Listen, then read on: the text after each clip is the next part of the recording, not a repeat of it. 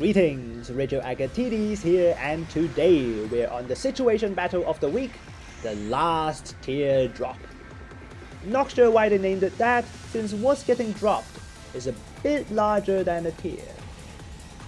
That aside, the situation battle today is based on the final battle between the Axis Neo Zeons and the Earth Federation in Char's counterattack. And we have everyone in the fight, the Yagans, the Dogas, and of course, the new Gundam and the suit we're on today, the Sazabi. As the personal mobile suit of the Red Comet himself, the Sazabi lives up to its expectations well. It has all the weapons you can imagine, 2 weapons that stagger while on thrusters, a shotgun, 2 melees, and funnels. There's no situation the Sazabi can't handle. Then you also have maneuver armor, damage control, and a very large shield, making the Sazabi very difficult to stop. Add in space compatibility, and the Sazabi's performance really blows your mind. That being said, making use of the Sazabi's capabilities are no easy feat. With so many weapons, you definitely have to set your key bindings beforehand, and even when you do, you will find yourself just not having enough fingers. On top of that, the true power of the Sazabi is only when it's on thrusters. Space compatibility and forced injectors make it take extremely little fuel to run around, even less when Psychomu Resonance is active. Keep those thrusters hot, as you definitely need the maneuver armor against all the Yagan beam rifles. Add in AMBAC and the Sazabi makes your fingers dance on your keyboard. Questionable run out of the Gym Freeze melee, finish up the Yagan with a charged beam rifle shot, and we're heading back to base for repairs.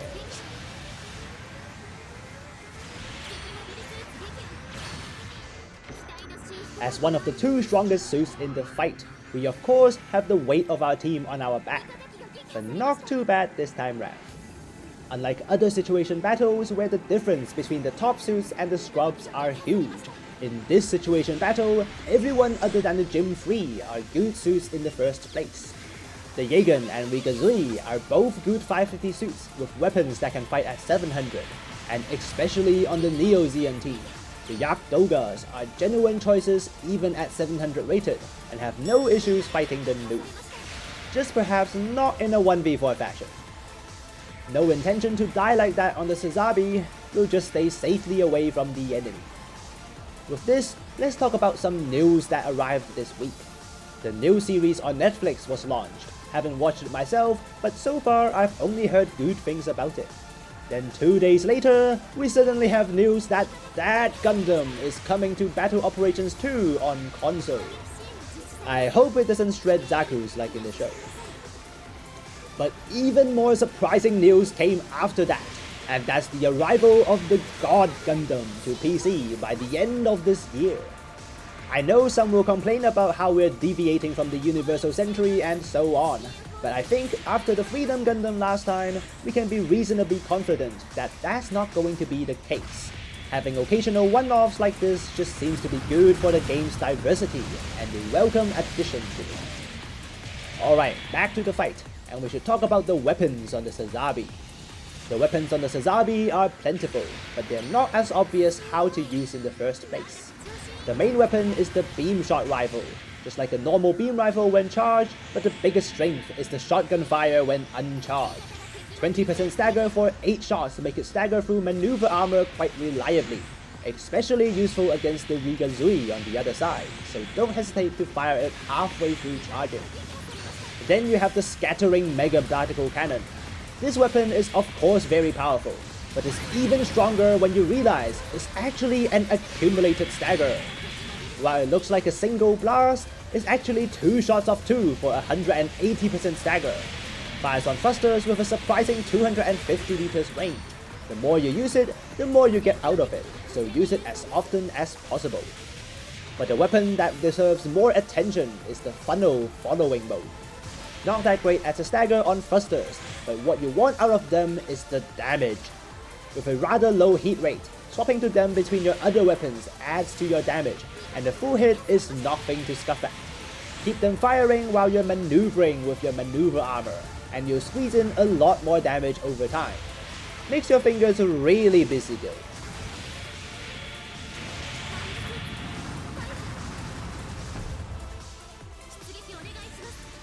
final wave already, and our team is just behind by 1,000 points. With a clean wave of us, we have the advantage here. We find our enemies lined up on their base healing up. Start with the charged beam rifle shot, but the enemy was a bit too far. Should have used the micro missiles instead, which actually have a longer range. As always, we stick to the rocks. Being a big red target, you're going to take a lot of attention. What you want to use is the Sazabi's firepower, not testing its durability. Following funnels are good for chipping away the thin funnel barrier, and then we dive in with the large beam saber. One chop off, but we get interrupted. Indeed, the best time to stop the Sazabi is when he's waving those beam sabers. Full throttle immediately, with forced injectors level 4 and space compatibility, you're only overheating when using an emergency evasion. Beam shotgun on the Rigil stopped it once, but knowing we don't have much time left, we overheated for a second shot. Rigil gone, now we just have to face the Nu. Beam sabers missed, we tackle to stall for time while he puts up his barrier, but it's useless against the melees. And we get him with the extended reach of our large beam saber.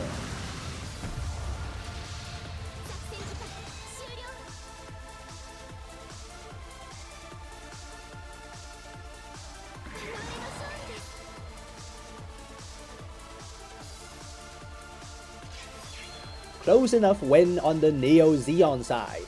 The Axis is now on crash course. The Sazabi in this situation battle is astonishing.